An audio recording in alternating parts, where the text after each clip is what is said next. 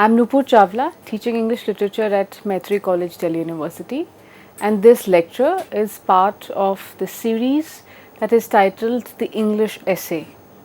Now, it's recently that we have started this series where now we are discussing about yet another literary form of expression, that is the English essay. So we have talked about short fiction, we have talked about other forms of expression.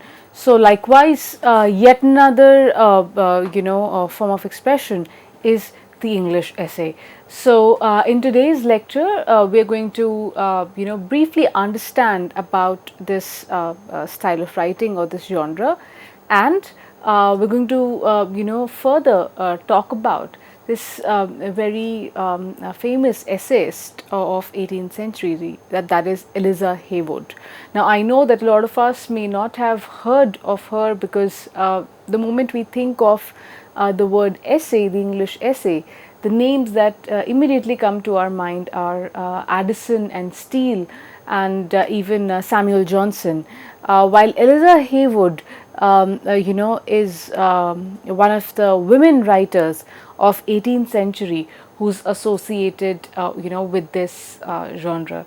So in today's lecture, we are going to understand or get to know a bit more about this style of writing or this genre, and then briefly take a look at Haywood's contribution to it. So the first thing that we say, you see, I know that the word essay is so widely used. It's used in both technical and non-technical, contexts. But we should be very clear that when we use the word essay in these lectures, we do not refer to any long form of writing. For example, we are aware of writing essays on topic X or topic Y, but instead we are talking about a very particular literary form which flourished in 18th century England, and it was also a precursor to the novel form, right? So the English essay, when we use the term, we are actually referring to this genre that had come into being in the 18th century. So the first thing that we say is that the essay is an important genre in the English literary history, and it came into being in the 18th century. Now, what exactly did an author do in an essay? So in an essay, the author created a fictitious persona. Now you see, these are some of the common traits that we had seen. The author created a fictitious persona, that is, or a character, who became a lens through which the society of the times was analyzed and examined. Now, this persona was the mouthpiece of the author, offering critical observation about different aspects of the times. So what we are saying here is that one of the foremost features of the English essay was that at the center was a persona or a character that would then be visible or would be present in all subsequent issues of the essay. Now it's also important for us to understand that how these essays were periodic, right? We also call them periodic essays or periodical essays. So what does that mean? That they were published serially. Say, for instance, some of them would be published once in 2 weeks or once a month, etc. Right? So there would be a certain kind of frequency, and a set frequency, after which another version or another issue would come out. So in all of these, there would be a common entity, that is, there would be a fictitious persona or a character that was created by the author of that essay.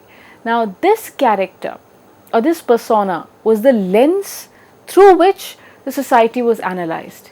So this character became an observer of actually what was going on around in society of the time, and then through this character the author was able to offer or present a critical analysis of what was going on at the time. Now, as we all are aware, I mean, those of you who are even remotely familiar with 18th century literature, you all know that how instruction or social instruction was one of the very common aspects of 18th century writing, where the intent was to instruct, or the intent was to educate, right? So once again, even in the English essay, we see that the central persona became a method or a means for the author of the essay to present a critical analysis of the times. Now, likewise, you would have come across certain names, the moment we talk about Steele, the word Tatler comes to mind. The moment we talk about Addison, the word spectator comes to mind. Now, what are these? While yes, they were, the publications or the essays that were, published by or written by these people, but at the same time, these were also names of the personas that were created by these authors, and these personas we saw were at the center of these essays, and through them the author explored the issues that they meant to, right? So Steele created a persona Tatler. Addison created the persona spectator. Samuel Johnson created the persona rambler. Thomas De Quincey created the persona that was called opium eater. Now you see, while these are all different words, but you would notice, one commonality of meaning in all of them, that these characters, in their names is hidden a sense of observing, that all of them were observers, and not merely observers, but they would also express or speak what they observed. So, for example, rambler. Johnson's persona was called rambler. Now, what do we mean by rambling? Rambling means when you're talking endlessly in sometimes ways that it's difficult to catch the logic of what's being said. But well, as we know that Johnson also comes from an age where satire was very, very popular as a form of expression. So wit and serious expression, both of them went hand in hand. So perhaps we get a sense of that even in the term rambler that is used by Johnson in order to represent his persona in the essay. So if you go slightly deeper into these words, into these names of the personas also of each of these essayists, that also is quite an interesting area of inquiry. But nonetheless, this is just to give you an idea that what exactly is the style, or was the style adopted by the authors of these essays. Now, next you will see on your screen, this is what one of the issues of the Tatler look like, and published in London, and as you can see, and to the left hand side is an image, and so this would be the cover page of one of the issues that was published by the author, right? Now, the next thing that comes to mind is that what exactly is it that these essays talked about, right? So, some of the common themes that were addressed in this style of writing was first was taste and aesthetic principles. Now, you see, they would comment on the taste of the people in the times. Now, for example, a lot of times they would also maybe make fun of a certain section of society for the want of taste, as we know that now you see all these concepts are interconnected. So in the 18th century, we know that the idea of now it was also the age of enlightenment. We also call it the Augustan age. So we see that the idea of a taste and aesthetic becomes quite central to the writings of the times. So if it because the writings of the time were also kind of recalling the writings during the classical era. So the idea of taste, the idea of aesthetics was particularly significant, and the aristocracy was also a class that was quite often represented in literary works. So from there comes this interest in taste and aesthetic principles. So the section of society, let's say, that did not have taste, or that did not have very or that did not have very sound aesthetic choices, would then be a matter of discussion in these essays. Now you might think here that that is something very maybe mundane or banal for an author to talk about. But if you remember, we just now said that how these essays would comment on the times, would comment on the society. So that does not just mean that they would comment on serious issues. Yes, even serious issues and themes would be taken up for discussion as well. But at the same time, there would also be a commentary on the kind of people that existed at the time, what were the trends, what were the value systems, what were the mannerisms, etc. All of those as well also came in discussion, right? So first was taste and aesthetic principles. Next, war, history, gender roles were also some of the other themes that were commonly discussed in the essays. Now you see, that's how we notice that even the serious concerns were equally taken up for a discussion and representation in these essays. So if we were to say one thing about the themes, what we also notice and also the treatment of each of these themes in the English essay, we would say that it mixed personal observations with social critique. Now this is something that we must understand. Now as I just now mentioned a while back, that each of the essays had a persona. Now, a persona would mean that there is an observation of an individual which is at the heart of the essay. So there's a voice, right, a narrative voice, and that would be of this character created by the author. So that's why we say that the essays indicated a mix of personal observations and social critique.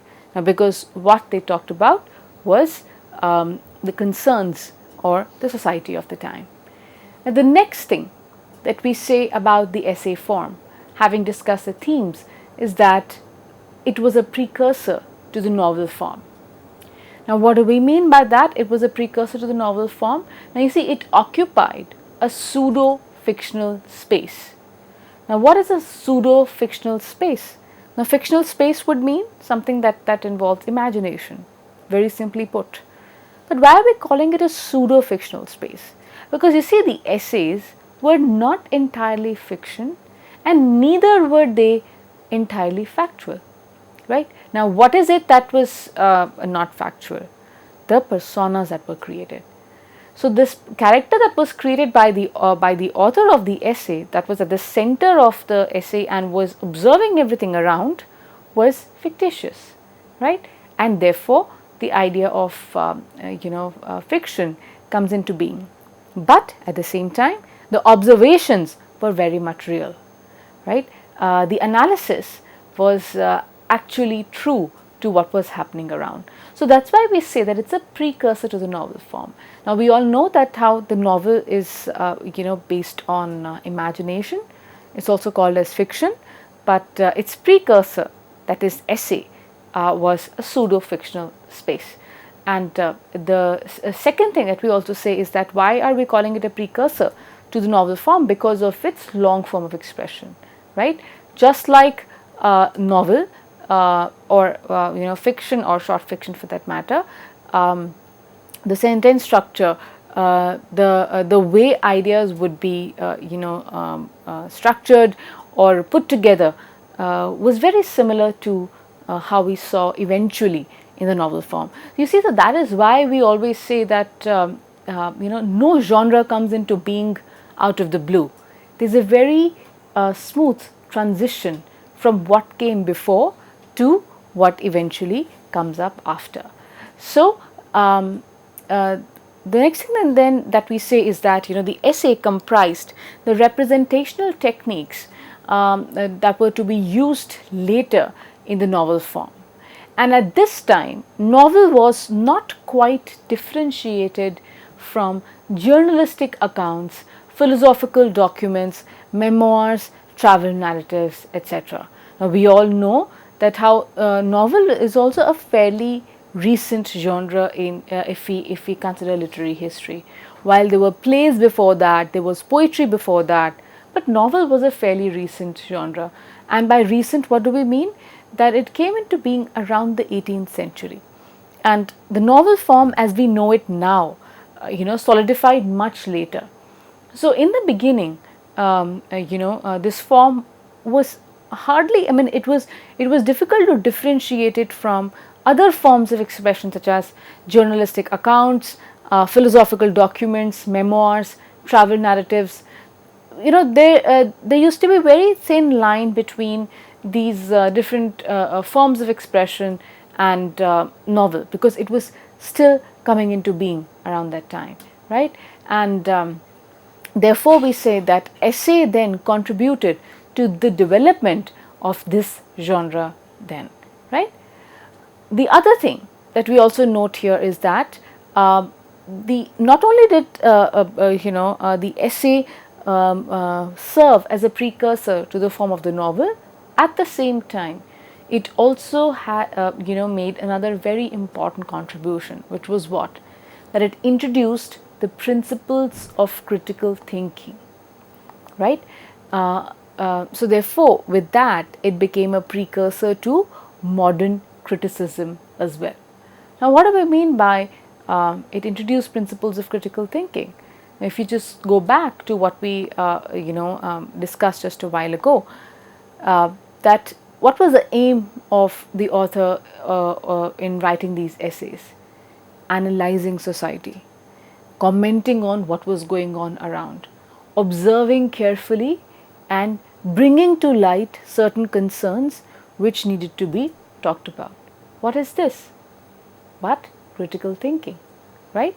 So critical thinking, where you think about something, you observe something close enough, you think about that subject or that idea or that theme from various different perspectives. You think about it in in conjunction with other realities as well, and then think about the pros and cons. Think about what impact does it have on people around.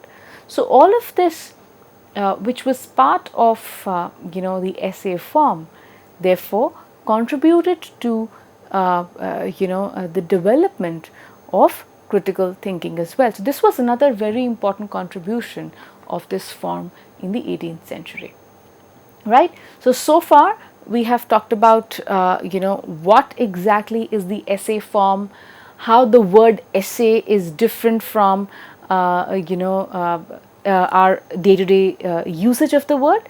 While there's one day-to-day usage, at the same time the way we are using the word, it's very different, where we are using it in the sense of a very particular literary genre that had flourished in 18th century.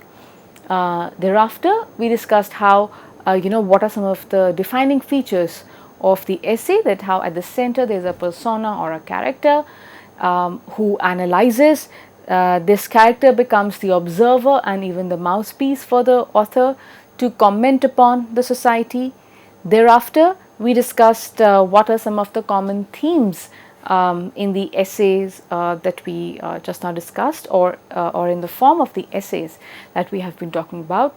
And then we discussed as a third very important point that how the essays or the form of the essay was also a precursor to the novel form, and it introduced the idea of critical thinking as well. Now from there we move to a fourth important concept, that is the Enlightenment Republic of Letters. Now you see, you might wonder that where is this very big term coming in. Now, all the essayists in the late 17th and the early 18th centuries, they were all connected. Now, this is also a very important part of the way this style of writing functioned. Across Europe, there was, in fact, across Europe and also the Americas, there was a community of intellectuals who were constantly exchanging ideas, right? And the essay form was then a part of this exchange. So that is why whenever we talk about this form, we do end up referring to this phrase, the Enlightenment Republic of Letters. Now let us kind of closely understand what does it mean. Now the Republic of Letters in particular stands for the long distance intellectual community in the late 17th and 18th centuries in Europe and the Americas. Now the word letters here stands for thought, ideas, the learned people. Republic, as we all are aware of, that it's a kind of a geographical dispensation where people live in some kind of a coexistence, and they are governed in a certain way. So we call it a republic of letters. Why? Because there was this constant exchange, intellectual exchange amongst different thinkers, intellectuals across the continents, and this contributed to the way ideas were disseminated, and the essay form was part of this kind of a long distance intellectual community. Now the next thing that we say is that this community or this kind of an exchange fostered communication amongst intellectuals.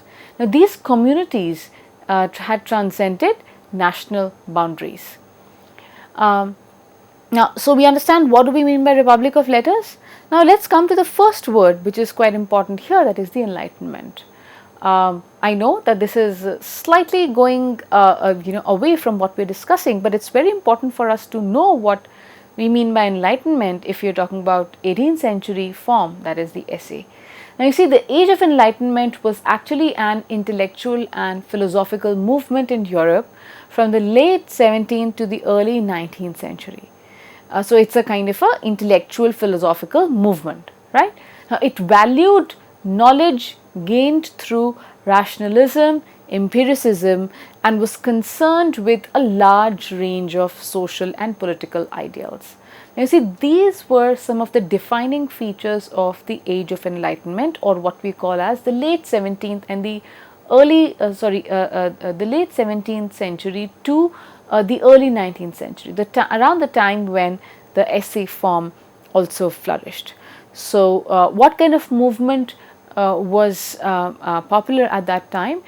It valued knowledge gained through rationalism and empiricism, right? And it was also concerned with social and political ideals. So, you see, ideas had circulated through meetings at literary salons, coffee houses, and in print journals and pamphlets. So, these pamphlets and journals were the ones that carried the essays, right? So, we see that that's how ideas had circulated around this time of the in the Age of Enlightenment. People would meet at literary salons. Coffee houses were very, very popular at that time, where thinkers, intellectuals, poets would sit together and discuss ideas in coffee houses, and print journals and pamphlets would carry the essays, right? So we see that this was the intellectual climate in which the form of the essay actually came into being and also flourished. So the Enlightenment Republic of Letters, then one can say, is a term that that defines the intellectual climate of the times. It defines the method or the means or through which an intellectual community was formed at that time, which was across Europe, across America, and how the essay form was one of the ways that had kept this community alive. That was one of the ways of exchange of ideas around this time, right? So this kind of a backdrop will then help us understand that why is it that we are studying the English essay, or what is, or how is the English essay different from how we know the word in our day-to-day language, right? So with these primary thoughts, we close this lecture, and in the next lecture we are going to take up one of the essayists of 18th century and take the discussion forward. Thank you.